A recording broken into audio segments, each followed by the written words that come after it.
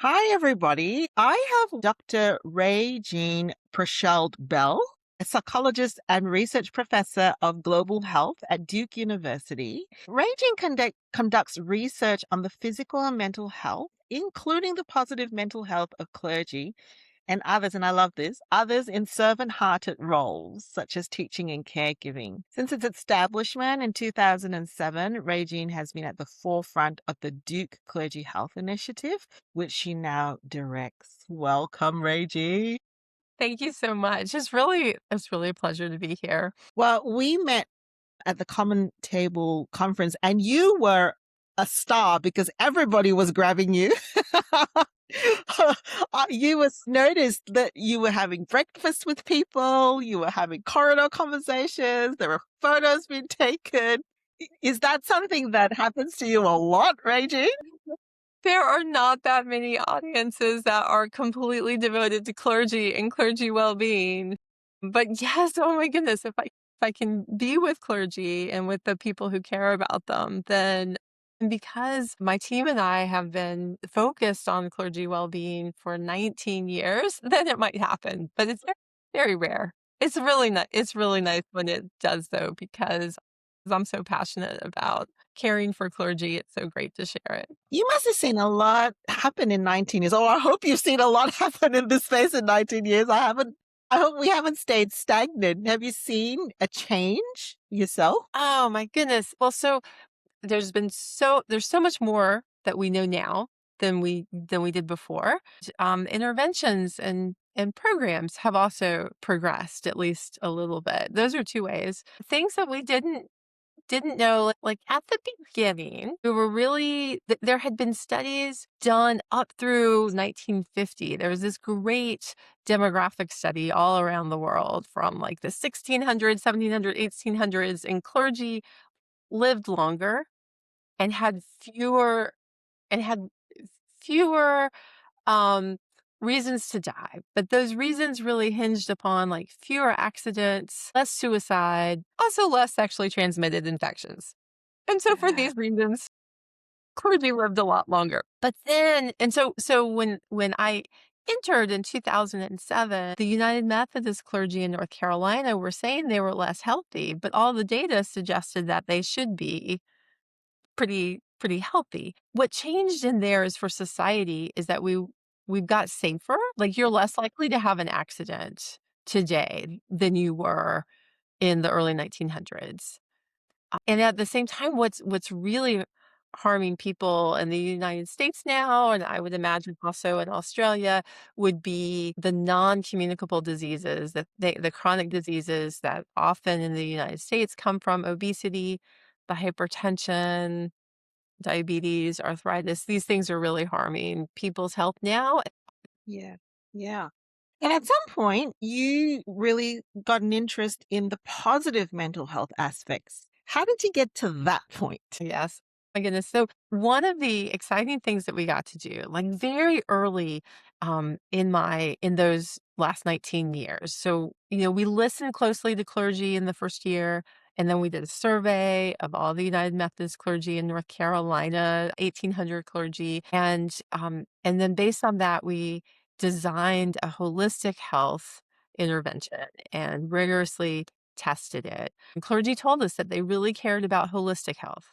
They cared about mind, body, and spirit. So we had components for all of those. And we ended up, the intervention did a really good job in improving people's physical health. And so that was fantastic, given what I just said about there being worse physical health for United Methodist clergy. Clergy lost weight, and they also got diabetes and hypertension under control. I also had this goal of reducing depression symptoms.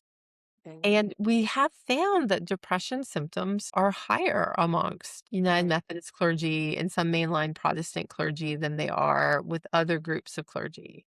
And again, not all clergy, which tells you can do this job without having elevated depression symptoms. But to get to how I got to positive mental health, this intervention that we did called Spirited Life did not change the depression symptoms on average for its participants compared to the control group. Um, I'm a psychologist, so I took that kind of personally. How is it that I can help physical health and not mental health? And also what we saw happening is that some clergy with elevated depression symptoms, they would get better, their symptoms would go down. But then a different pastor who had not had elevated depression symptoms would newly get them. So it was coming out to be about the same. And it really got me thinking, like, how do you drop the depression prevalence across an entire group? And you can't just treat people as they get it because that's what we were trying to do, and you just Mm, end up with the same rate at best. What you really need to do is prevent depression symptoms in the first place. So that took me on a journey of, like, how do you do that? And if you look, at least in the US systems, one way that happens is you go to your primary care doctor for a regular checkup. You get screened with a couple depression questions. If they flag as maybe there's an issue, then your doctor might recommend therapy or medication, and maybe they give you medication. Likely they start you at an appropriate dose, but it's going to be a low dose, and then you likely don't get checked back on in a few weeks. And then you're likely to conclude that the medication doesn't work for you. And medications do work for a lot of people, but they also don't work for everyone. Anyway, our system doesn't work very well in terms of, and that's all like a treatment mm. paradigm and not a prevention paradigm. Looking at the literature, there was this sociologist, Corey Keyes at Emory University, who had this article that said a national strategy for reducing depression. And I read it and I called him up, and he has joined our team. And he had all these studies about positive mental health. And people who have higher positive mental health now are less likely to get a new case of depression in 1 to 5 or 10 years from now. And they're also less likely to get a new physical health diagnosis. So I got really excited because isn't that what we want? Like that's the holy grail, if you can do something that helps people, both their mental and their physical health. I also thought, I've done these studies, say, to reduce alcohol use amongst patients with hepatitis C. Like, that's actually really not so fun. Try telling people to drink less. I thought, okay, here we go. Now I can tell people that we want to lean into positive mental health. Like, maybe this can be really fun. Maybe this can be something that a message and activities that people would enjoy doing. Nice. Can I take you back? What is the Spirited Life trial? Yes. Okay. So the Spirited Life trial was from 2010 to 16. And in it, it was for each pastor who participated, it was 2 years worth of interventions. And we did three. And I was like, how do you keep someone engaged for 2 whole years? So what we did is we had three overnight retreats and workshops. And so at the beginning, at the 1 year point, and at the 24-month point. So that kind of hooked people in. And we also offered everyone an online healthy eating program. We offered them monthly health coaching, and then also to hook them in at the 1 year mark, they could have a $500 small grant to improve their mind, body, or spirit in a way that they felt. And from all of that, we wanted to reduce metabolic syndrome, which is obesity, a large waist circumference, hypertension, high cholesterol in terms of triglycerides, and your A1C in terms of a diabetes indicator. We were trying to reduce those. We wanted to reduce depression symptoms, and we wanted to reduce stress symptoms. Right. So I can see that that's the early intervention from a physiological perspective definitely had impact on the medical and physiological outcomes for clergy. And you had thought that it would then also spread into the mental health side of things, which led you to say, okay, there's another ingredient. Perhaps it's positive mental health. What is positive mental health? Right? Great. Yes. Yes. So we learned actually from our failure that we didn't affect depression. I think this is really important. Like, you can't expect everything to work the first time you design something. And so, yeah, so now we've been leaning into positive mental health, and positive mental health is really three things. It's having high levels of positive emotions on a regular basis. So this might be feeling happy, feeling satisfied with life, interested in life. That's one way that these things are measured, but you can imagine all kinds of other emotions of just like curiosity and satisfaction, savoring the moment and things like that. That's one. But you also need high levels of psychological functioning and social functioning.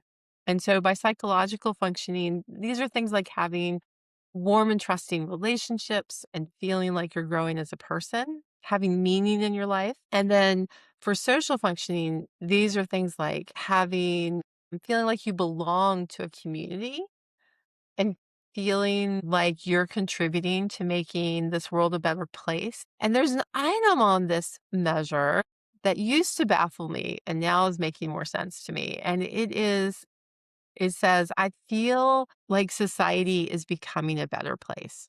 I used to think that's really hard to answer. And Yeah. like, what does this have to do with my Yeah. positive mental health? But right now in the United States, we have a lot of political polarization and people who share a lot in common still moving it to like the us them categories. And it doesn't feel like society is becoming a better place. I imagine to anyone, no matter where they are on the political spectrum right now. And that takes a toll on your positive mental health. Well, If I could yeah. add, I thought about this a lot. If I could add so these aspects of positive mental health. 12 years ago, I had breast cancer. Thanks be to God, I am all good right now. But it was a tough journey, had a scary kind or scary it was serious.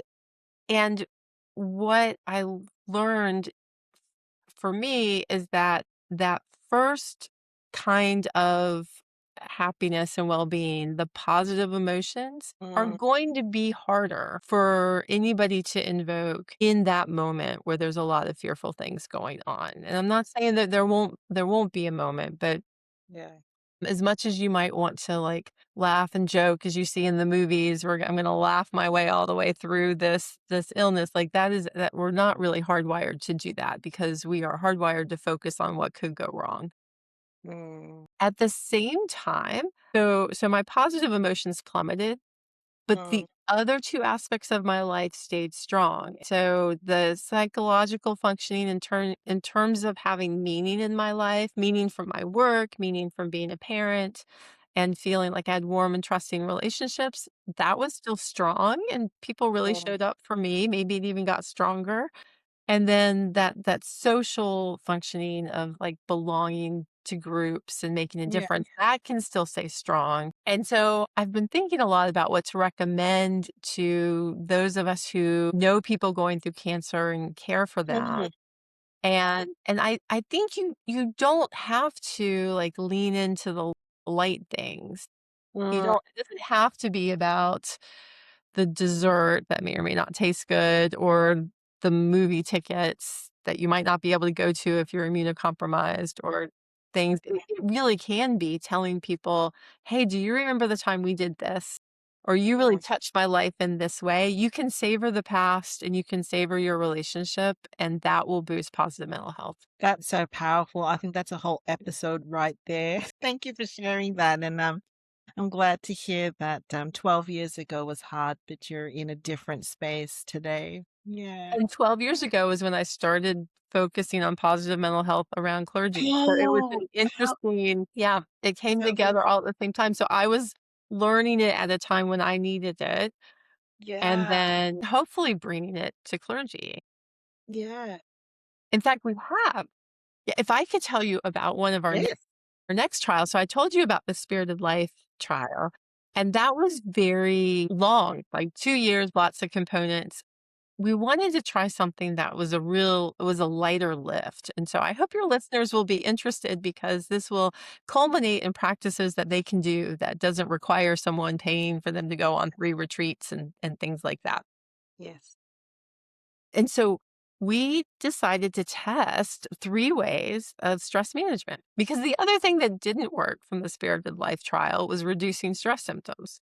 Mm, Oh my gosh. What was I even thinking? I was such a novice thinking that I could affect the stress symptoms of clergy. Like what a variety of tasks ministry is, and it's very emotional and deep work. And trying to decrease stress symptoms is a really big deal. So we looked at mindfulness-based stress reduction, which is kind of the gold standard, and I can say more about what it is. And we also looked at the daily examine prayer practice. Mm. So, and I'll tell you more about that. And then we looked at something called stress proofing. Mm. And I'm going to really focus on mindfulness-based stress reduction and the daily examine because those are the ones that had good outcomes. Please. Yeah, But and so first, what is stress proofing? oh, yeah, so stress proofing focuses on stress inoculation, which is the idea that when you're not all that stressed in your life, you introduce some stress to yourself while you can handle it, and you prove to yourself you can handle it Ah, with the idea that you'll be better later. right. So it's a little bit like you're able to restructure your perspective by introducing little incremental steps. All right. Yes, it had some good outcomes, but not as many, and it was harder to do, and it was packaged as multiple also had some, like, lifestyle change, like, put away your phone an hour before bedtime and, try a week without drinking alcohol. All right. Yes. So now let's hear about the two things that did work. Yes, right? So mindfulness-based stress reduction is set of practices which can be like awareness of your breath, just like noticing your breath coming in and out, not trying to change it, just noticing it for 10 minutes at a time, maybe longer. It can be a body scan where you feel one by one, you take every part of your body. I can feel my toes. I can feel the arch of my foot, like slowly coming all the way up or back down again and taking a good 20, 45 minutes to do that. It can be mindful walking where you feel every little bit of your footstep. And there's also yoga. Again, there's multiples of these. And if any of your listeners take a mindfulness based stress reduction course, they would be exposed to all of these and then encouraged to pick the ones that they like best. I really like loving kindness meditation best, and Mm. we have that on our website. And in loving kindness meditation, you pick a refrain and you apply it first to yourself and then to other people. So you might first say to yourself, "May I be well, may I be happy, and may I be at peace." And then you might apply it to um, a neighbor, congregant, your whole church, your whole city, Mhm. and do it step by step. And by the time you're done with that, I always feel more peaceful. Yeah. And so that's the mindfulness based stress reduction practices. And I can put some links in the podcast to those practices. Yes, and anyone can do the online distance learning version from the Duke Integrative Medicine that Great. our clergy participants did, but it is pretty standardized around the world if you get a certified mindfulness-based stress reduction program. And that was 8 classes, 90 minutes each. Okay. And then, I had been at a couple conferences that always put together psychologists and philosophers. Mm. And I had said, I knew nothing about philosophy, so that was super interesting for me.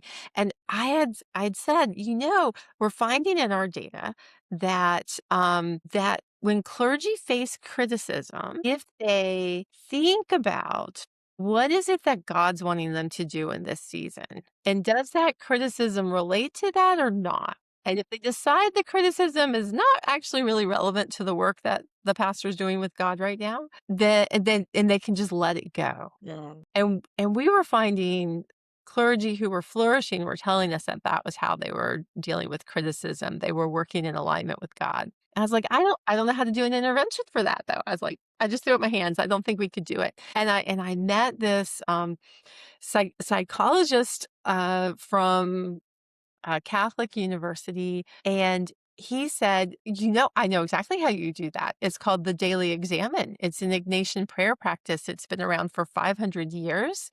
And um and his name is Tony Arends. You like I bet that will work.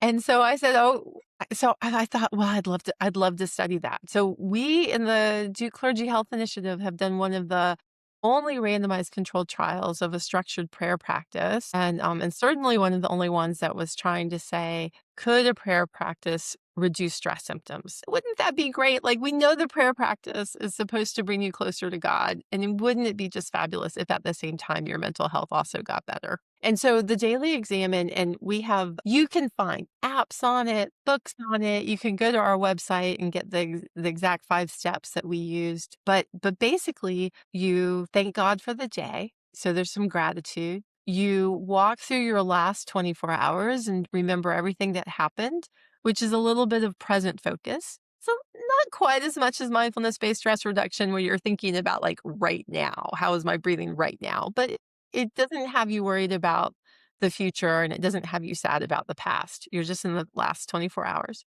Yeah. And then you ask yourself, like, where did I feel one of the greatest emotions in the last 24 hours? And it can be a pleasant emotion, like feeling content, or it can be an unpleasant emotion, like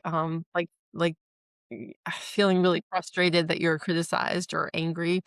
And then you pray through it and you ask God for help with it, and you prayerfully work that through. And then you think about your very next step of what you might do and take away from that prayer, and then you thank God for the day. Mm. And so we wondered, and as a psychologist, I also thought, my goodness, that's so brilliant. There's a little bit of positive practices in there. There's a little bit of cognitive behavioral therapy, but like with the source, with God Yeah. as the source. Yeah. Yeah. Yeah. Would this work? So like, what we really want is clergy to be managing their stress well enough that they can attend to their congregants, they can show up and do good counseling, they can think of messages that are going to be meaningful in sermons, they can be connecting with communities and helping their communities or doing the social justice work. That's what we want for clergy. But instead, they're often really stressed out and running around doing too much, and also just feeling criticized or alone and isolated. These are both kind of common experiences for clergy. So Yeah. so the first thing is you'd have to do these practices for them to make a Yes. difference. I'll be honest, I did not think that clergy would do 45 minutes a day of mindfulness-based stress reduction. And so we texted them every day and we asked them how many minutes they had done yesterday.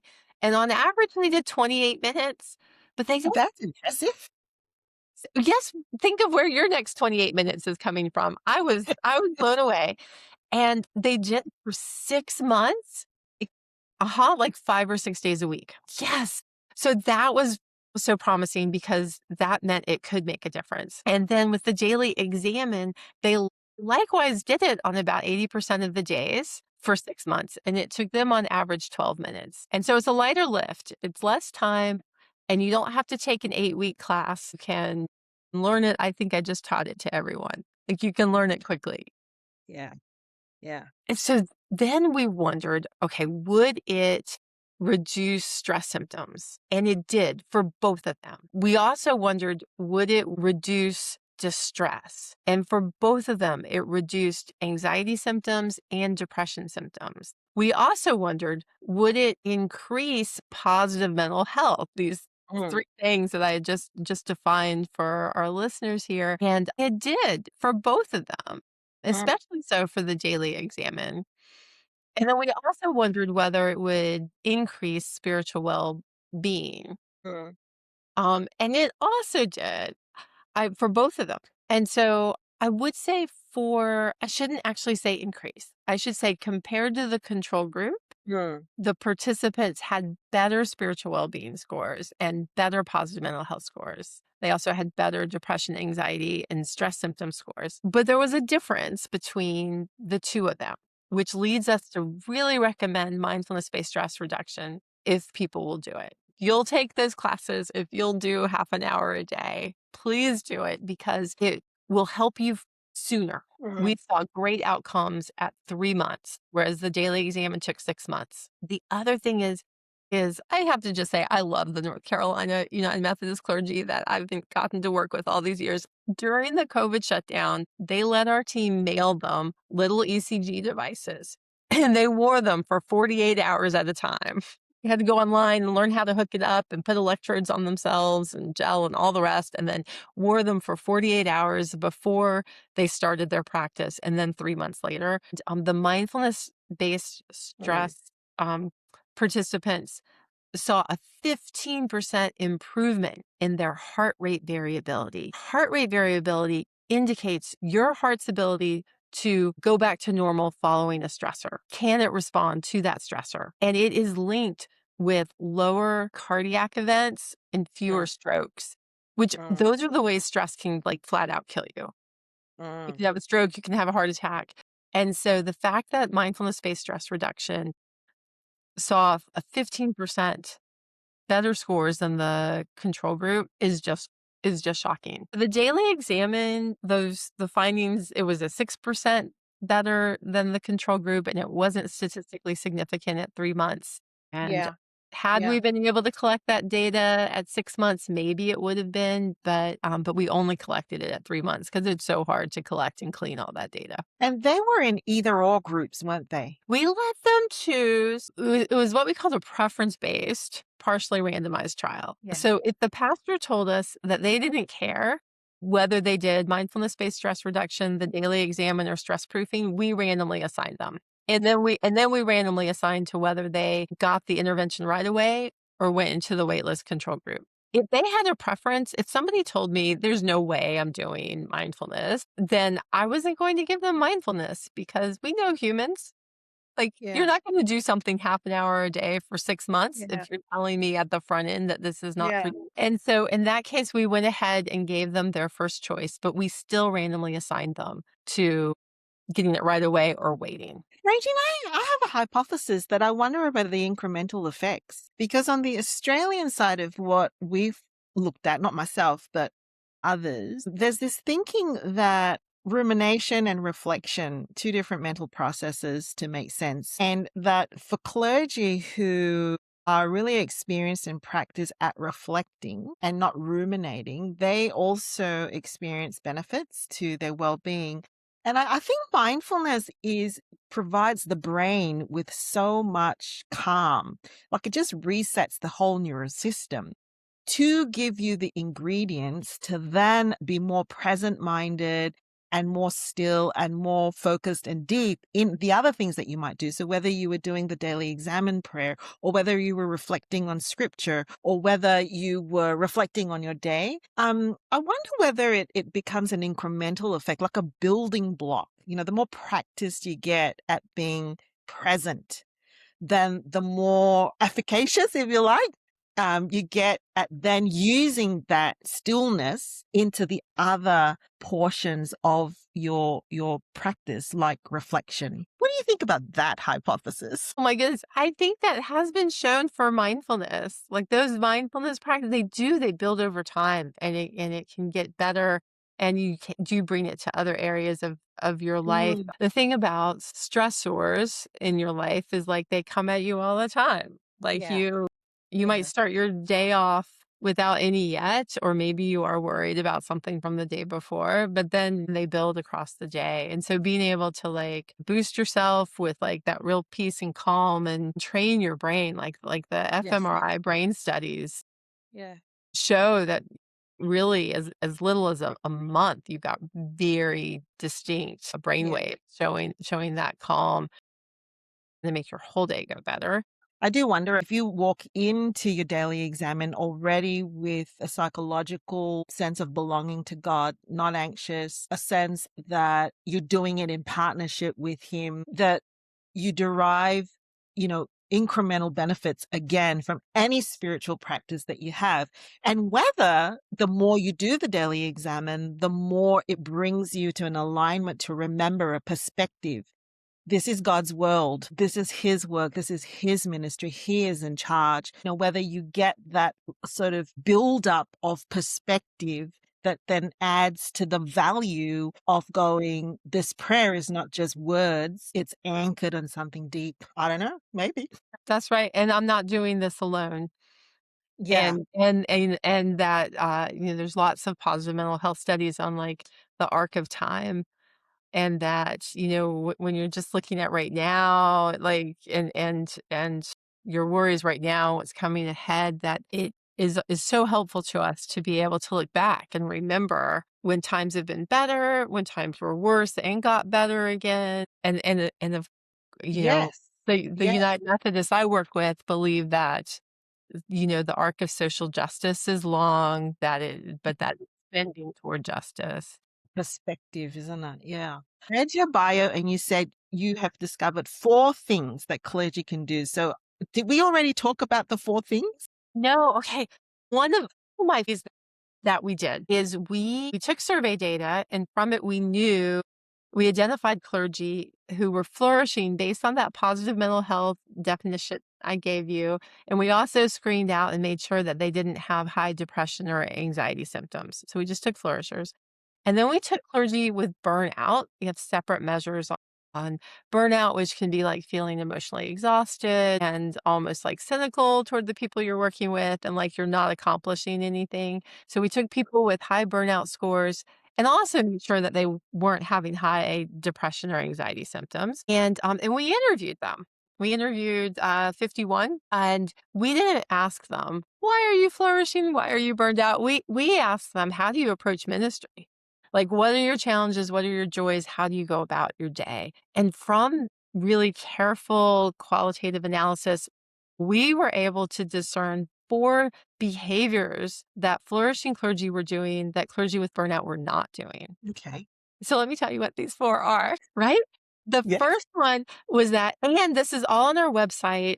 There's a fully alive resource. So if you search for Duke Clergy Health Initiative and click on the resources tab, you'll be able to find that. But the first one is that flourishing clergy actually preserve some time every day just for them. Mm, And it could be, when I say just for them, it could be family dinner, it could be alone time, but they actually have some time set aside for them. They figure that out. They also have an intentional well-being practice. And we didn't see that it mattered whether it was a spiritual well-being practice or mental well-being or physical well-being, but they had something. And I'd like to say from other studies that you might feel like all different kinds of ideas come at you all the time of like, oh, I should do this mental well-being practice and I should do this one. And yeah, it is like that because people are offering them all up. The thing is you just need one for the season you're in. Pick mm. what is speaking to you now and you can change it up. I would say make it an evidence-based one that has had research behind it, but like many different things can work, even for the same person. So flourishing clergy had an intentional well-being practice that they found time to do. Clergy with burnout did not do that. You remember what I said earlier about how flourishing clergy handled criticism by asking themselves, is it related to what God's wanting me to do? And letting that criticism go if it wasn't related. Well, that was one that came from this study. And then the fourth different behavior that flourishing clergy did is they um, shared with other people the good things that they saw happening in this world. In the world, not In the necessarily world. just in this. It could be with them, it could be in the world. It was Wow. not like a prideful thing. It was not like, "Oh, I won this award." But it could be like, "Oh my goodness, I've been, counseling this congregant for a while, and now I see God moving in their lives." Like, it could be that. It could also just be, the daffodils came up in my backyard. But there was this flourishing clergy only would reach out to Yeah. others and share something good. And we know that works, and it has been found in other studies without clergy. It works because you're extending the positive emotions. And unfortunately for us humans, the negative emotions last a long time. They can last until you've taken care of the problem. So, like back to my cancer diagnosis, I was worried about that until I got good health news. But when something positive happens, often there's nothing for you to do about it. You're like, I passed that test. Wonderful. Um, Maybe I savor that moment, but there's really almost no reason a week later for me to like remember that I passed that test. But you can extend those positive emotions by calling someone up and saying, "Hey, I was really worried about this test and I studied really hard for it. And oh my gosh, I did fine." And like they'll celebrate that with you and you'll remember it again. And it will make Oh, your day go better. And it yeah. builds on itself. It might not matter so much doing that one day.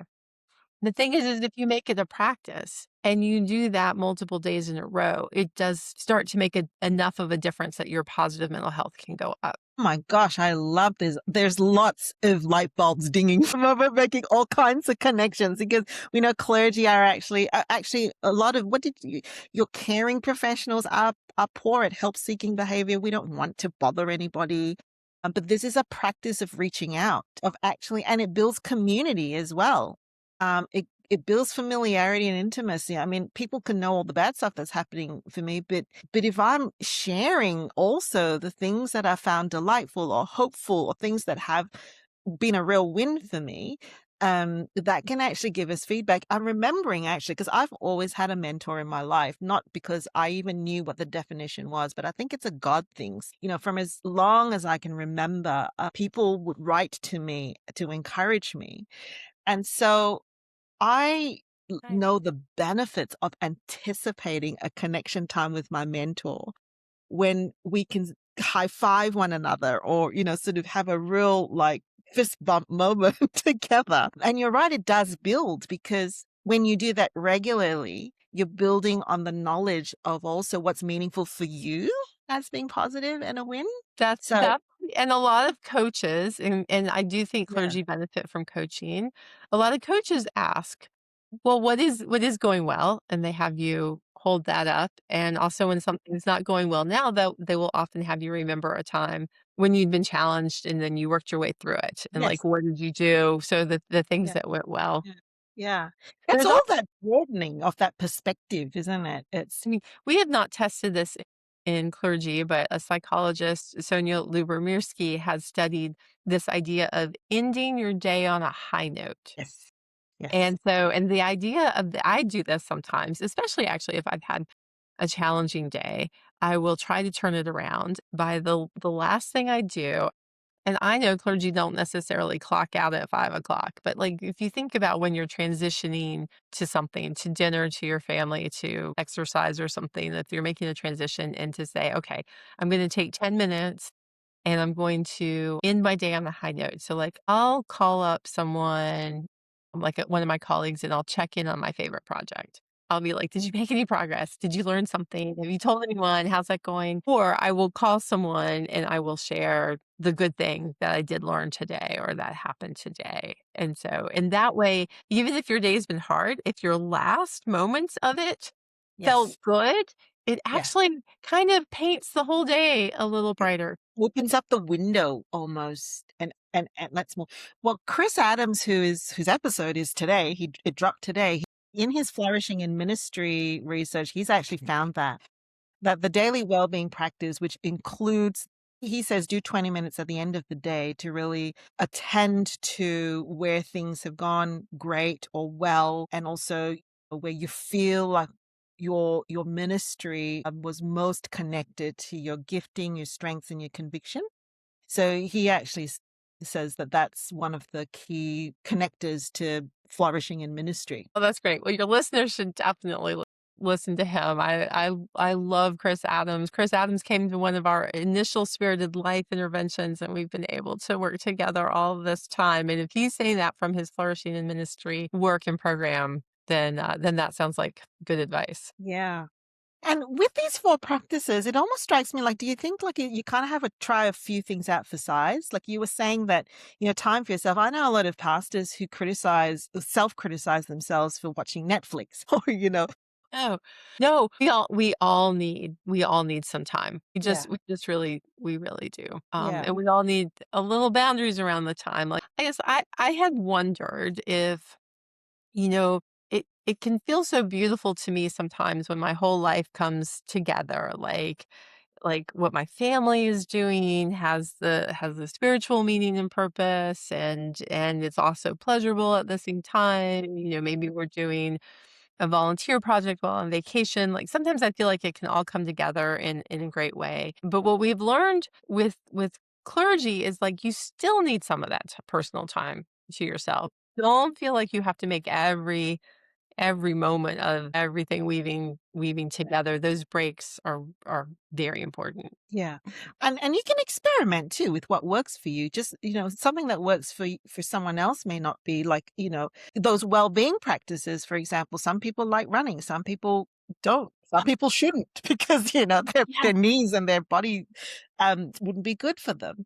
Those well-being practices, I find too that clergy that grow up in really duty-bound households, just as children, they didn't actually really know what it was to be playful or have fun or have anything that resembled a downtime. And so it may be difficult to figure out what that well-being practice might be for you. Oh, that's right. Yes, I think experimenting is a great idea, and it can be different things in different seasons.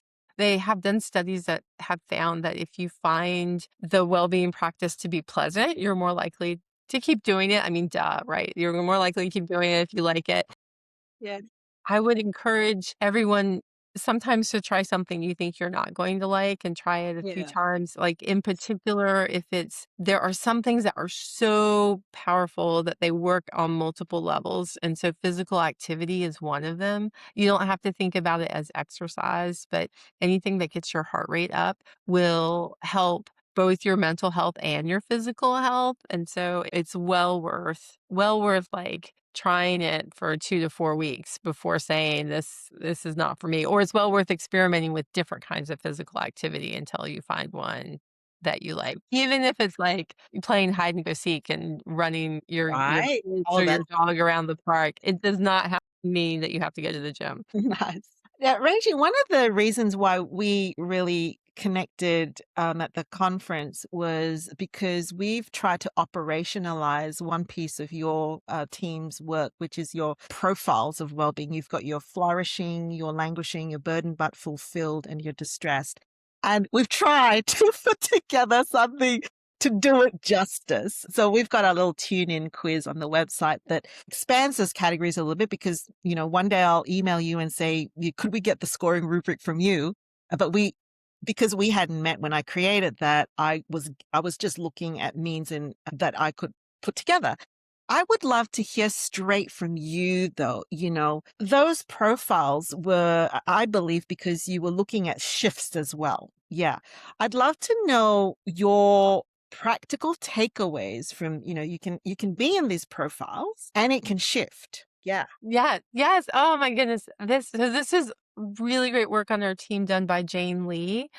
And she knows how to do a fancy statistical technique Yes. called Lincoln class analysis. And so she took mental distress measures like depression, anxiety, burnout, along with the positive mental health measure that measures those three aspects that we talked about earlier, and looked to see clergy profiles where there were large enough groups of clergy where their answers to those distress and positive mental health measures were similar. And so we expected a distressed group, and that's where everything's going wrong. And we did find that. I think maybe like 18-ish% of the clergy. We also found a flourishing group where everything was going well, and that was like 40% of clergy. This was using data from 16 and 19, 2014, 16, and 19. We took like a 5-year period and 3 survey waves to do this. So we had our great groups. You got your flourishers and your distress group. And what was really interesting is that there were also 2 groups in between. And so after the flourishers, there was this other group that we named burdened but fulfilled. And so this group, their depression, anxiety, and burnout scores were starting to creep up. They were lower than the cutoff scores of concerning levels, but they had high positive mental health. And so I'm like, oh, that's an interesting group. I wonder how many of your listeners feel burdened but fulfilled. And that was like 20-ish%. And then we had another group that we called languishing, by which we meant they just really didn't have much positive going on. Yeah. The negative aspects were there creeping up, but again, not at concerning levels. And then we looked at, does this shift? Like what happened between this 5-year period ending in 2019? And then we got more survey data on the same individuals. So we could see how the same person did over time in 2021. Mm. And so for the clergy we were working with, there was the COVID shutdown here in the US. The United Methodists were also splitting around really important issues around gay love, whether or not you could ordain a pastor in a same-sex relationship and whether or not those clergy could marry a same-sex couple. So there was a lot of hard conversations going on within congregations. And, in the United States, we've had a very long and fraught and damaging history around race, Mm. and it was heightened during this period. Right. And so we wondered what was going to go on. And the good news is that the clergy who were flourishing were really likely to still be flourishing in 2021. You might think nothing would allow you to still be flourishing in the face of all of that. Mm. So that was just incredible. The distressed clergy stayed distressed. And so then our question is like, okay, what about these middle groups? What about the burdened but fulfilled? And what about the languishing groups? What would happen to them? And I've got to say, in my heart, I was really rooting for those burdened but fulfilled Yeah. groups. Yes. 24 of them, 24% of them became distressed. So they moved a couple levels down, and that's a lot.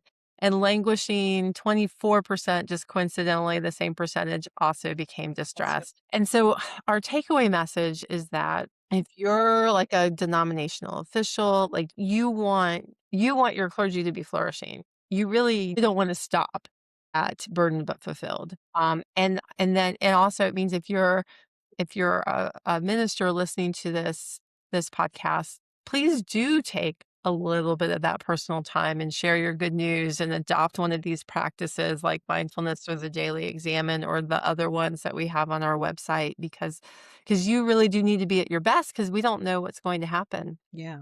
Yeah. So I had a well-being quiz running only for 6 months last year. So as a clinical psychologist, I'm very well practiced in ill health disease. But, in the course of doing my PhD, I was convicted by the well-being that has got, a positive mental health. And so when I chanced upon your work as a result of doing my literature review, this year we changed it to include the positive mental health. So we're getting those and the profiles because I think you're right.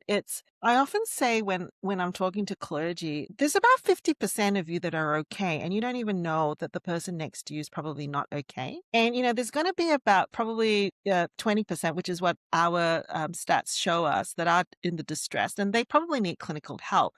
But this middle group, they're the ones that people don't see and forget, but this is where we can really make a difference to encourage. So when I saw your paper, I was like, we have to put this into our emotional health screen because it'll give a heads up to individuals. Because we know, caring professionals, we're not great at identifying how we're going.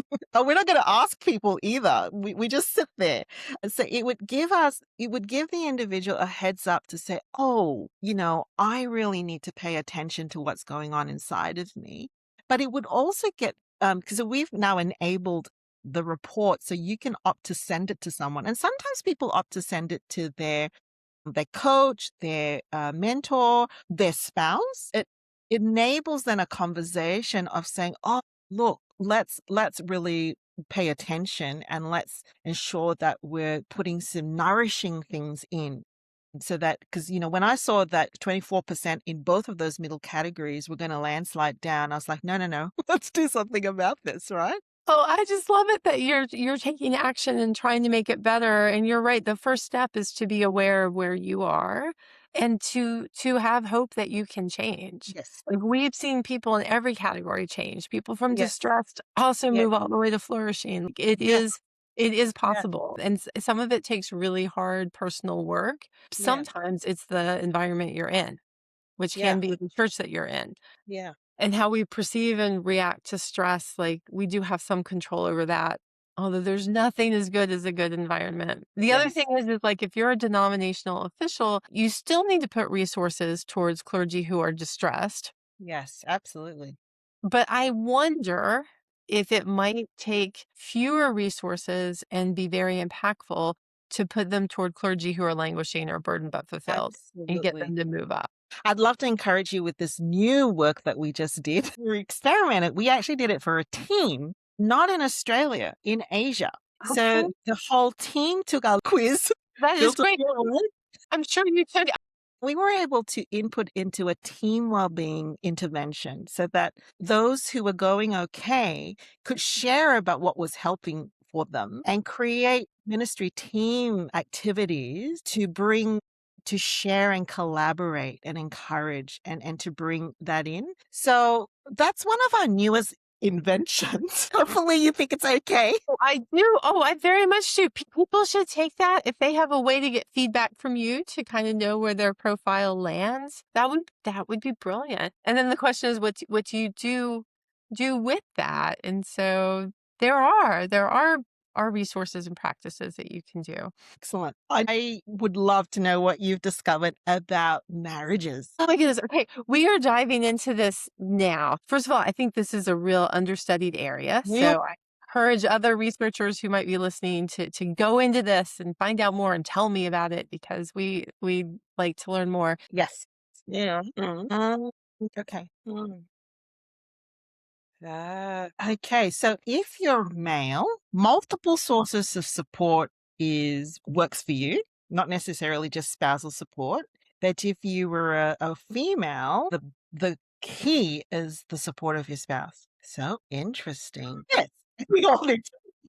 And I know this is hot off the press because I didn't even realize that this research had been done because when I looked at your profile, I jumped at it. And so is this quantitative? Is this qualitative? Do we have narratives? Yeah. As in it impacts the marital quality, the marital relationship. Well, that's not interesting. Yeah. The interference. Oh, interesting. Anything else? I'm like just soaking it in. Yeah. Yeah, we'll link that. So, this is again pinging some things for me because in my Masters of Leadership project 2023, one of the top reasons for clergy thinking about leaving the ministry was the impact on families. It was loneliness and impact on family. And in my sample, that was actually higher than the workload. So I think, that it speaks to that sense of belonging. And then in 2024, we did a ministry kids wellbeing survey. So we actually asked the children. And I think it's interesting that for children, they have a resource in their parents, the individual parents, but also in the relationship of the parents and then all the sibling relationships. So that network of care and love and attention and focus serves as a huge engine for children to feel well. And so when that's impacted, if there are things coming in from ministry or the outside into their parents' marriage, that also impacts what the kids get as well. And so when we discovered that pastors were actually saying, I'd leave the ministry because of the impact on the family, we knew that there were some scattered pieces of work on the clergy spouse experience, even though it's not a lot, but they're scattered. But we couldn't find actually anything on how the kids were feeling. And again, cross-sectional correlational, but this is what we actually found is that feeling understood by their parents was correlated to feeling positive about being in ministry, as well as not being as bothered about being different. So we were having kids because we got their comments, qualitative as well as quantitative. We were getting children that were telling us, I turn up to school and people tease me that my father's a pedo because of what's happening in the media, right? So, but feeling understood with parents was actually a protective factor or a correlational protective factor to not being bothered about being singled out as being different. And having enough time with parents was related to feeling less of an impact on what was happening on their parents' ministry on them. Because we know, children know, like people forget that they're at the morning tea table. They can hear what you're saying. And my kids would tell me we would just scan and watch people's body language when dad preaches, like whether they were right or wrong about the interpretation, but they were watching the body language. And here's another thing. So girls were more likely to be impacted about the feeling different from their peers. And girls and older children were more likely to feel the impact of their parents' ministry on them, the older children. Yeah. It, thank you. I think it speaks to the ecosystem of care. Where else these days in society can you turn up every week, rock up every week where people will love on you? Very few places. And so here we have churches that can be that ecosystem, that reset for everybody, including the pastor, if they're married, their spouse, and if they have children, their children. It's actually such a protective mechanism if the ecosystem is providing all of that care. So I guess I just was reflecting on that. You're finding it in the marriages. I reckon if we really drilled down, we would actually find that it spills into children. And of course, if we're thinking who's going to be the future ministry worker, these kids are experiencing and, making meaning and making sense of it too. Yeah. Wow. I've got goosebumps. Rae Jean, thank you so much for your work. I mean, when I had my academic rock star moment at the conference when I saw you there, it's because of your work that got me thinking operationally, really, how we can help our ministry folk here in Australia. But I just want to thank you for your faithfulness, for your tuning in on a group of people that other people don't tune into. It's so hard for us to find, not even just quality research, but just research. And the fact that you've got this long history, this segment so well, it has really thoroughly brought me so much encouragement and has benefited our work here. I'm so, so thankful for you, for your work, for your team, and also for your time today. Oh my gosh, I love hearing that. That's why we do it, and you are doing it too. I mean that, and thank you for. I can't believe you have a whole podcast devoted to clergy well-being. Like this is really, and what you do is so research based, and that's just fantastic because we only have so much time in the day. If you're going to adopt a new practice, make it one that the data has shown works for a lot of people, and then you can decide if it works for you or not. But Absolutely. oh, it's been such a pleasure talking with you. Thank you for this.